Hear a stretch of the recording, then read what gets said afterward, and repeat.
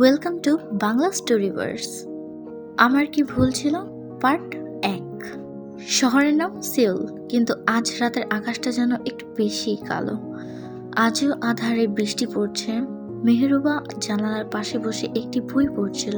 তার শান্ত স্বভাবের সাথে এই বৃষ্টির শব্দটা মানিয়ে যায়।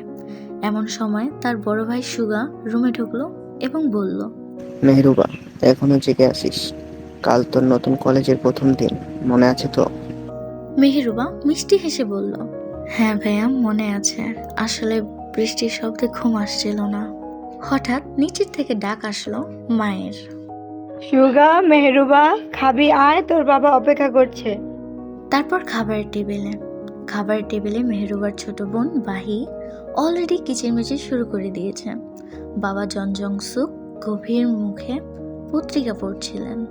তখন পিচ্চিমে বাহি বলল, আরে আপু আপু, শোন না, শুনেছি তোর নতুন কলেজে খুব ডেঞ্জারাস একটা গ্রুপ আছে, সাবধানে থাকবি কিন্তু। ছোট্ট মেয়েটির কথা শুনে মেহরুবা শুধু হাসলো। সে বিশৃঙ্খলা একদমই পছন্দ করে না, তাই সে জানে সে এইসব থেকে দূরেই থাকবে। অন্যদিকে শহরের অভিজাত পাড়ার এক বিশাল ভিলার ছাদের ঘরে একা বসে আছে জেগে, হাতে একটি ড্রিঙ্কসের গ্লাস। অন্ধকার ঘর সে একাই থাকতে পছন্দ করে। তার ছোট্ট বোন রোজ দরজার সামনে এসে টোকা দিল। রোজ বলল, জেকে ভাইয়া, মা ডাকছে, ডিনারের সময় হয়েছে।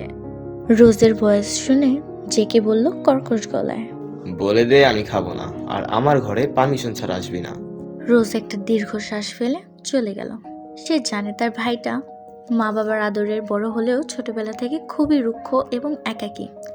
জেকের বড় ভাই জেহব ড্রয়িং রুমে বসে নামজুন আর তার মা জিসুর সাথে গল্প করছিল। জেহব বলল তার বাবাকে, বাবা, জেকের স্বভাবটা দিন দিন অদ্ভুত হয়ে যাচ্ছে। ও টাইম ছাড়া আর কারোর সাথেই কথা বলে না। জেকের বাবা একটু চিন্তিত, কিন্তু তাও কণ্ঠস্বর ঠান্ডা করে বলল, ওকে ওর মতো থাকতে দাও, বড় হলে ঠিক হয়ে যাবে। অতঃপর হঠাৎ জেকের ফোনের স্ক্রিন জ্বলে উঠল। তার একমাত্র বেস্ট ফ্রেন্ড থাইমের কল। থাইম বলল কলের ওই পার থেকে, জেকে, কাল তো কলেজে আসছিস? শুনলাম নতুন অনেক স্টুডেন্ট ভর্তি হয়েছে।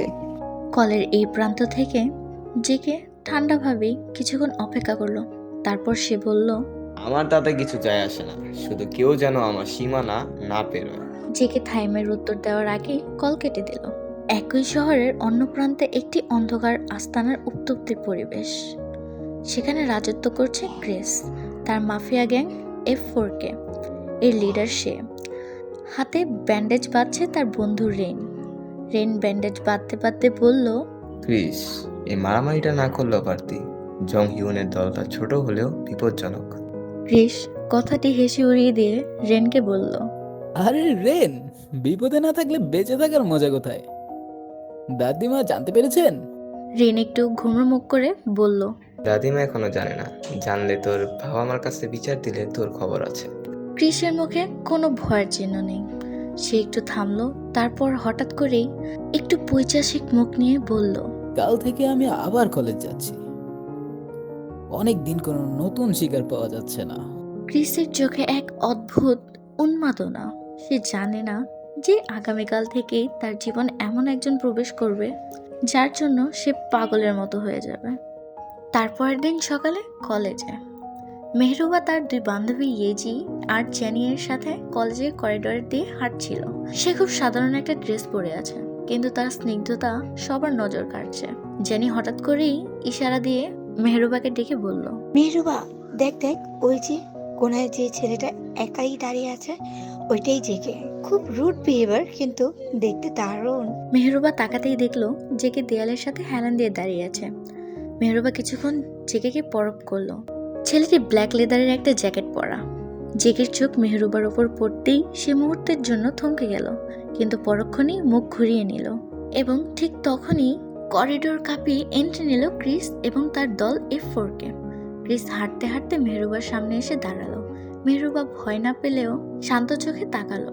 ক্রিস একটু বাঁকা হেসে মেহরুবাকে বলল, নতুন মুখ। তোমার নাম কি সুন্দরী? মেহরুবা কোনো উত্তর না দিয়ে পাশ কাটিয়ে চলে যেতে চাইল। ক্রিস তার হাত চেপে ধরলো এবং বলল, আমার কথার উত্তর না দিয়ে কেউ এখান থেকে যায় না। ক্রিসের কথা শেষ করার আগেই হঠাৎ দূর থেকে একটি ভারী কণ্ঠস্বর ভেসে এলো, হাতটা ছাড় ওর। সবাই অবাক হয়ে দেখলো জেকে ধীর পায়ে এগিয়ে আসছে। জেকের চোখে আগুনের ঝিলিক। জেকে ক্রিসের দিকে তাকিয়ে ক্রিসকে বলল, ক্রিস, আমার এরিয়ায় এসে সিন ক্রিয়েট করবি না। আর এই মেয়েটার উপর থেকে তোর নোংরা নজর সরা। এই টান টানা উত্তেজনার মাঝেই এই প্রথম পর্বটি শেষ হলো। কি গল্পের মাঝে হারিয়ে গিয়েছেন? সাবস্ক্রাইব বাটনটা তো ক্লিক করতে ভুলেই গেছেন। সাবস্ক্রাইব করে রাখুন এবং দ্বিতীয় পর্বের জন্য অপেক্ষায় থাকুন। ওকে, তো ভালো থাকুন, সুস্থ থাকুন, ধন্যবাদ।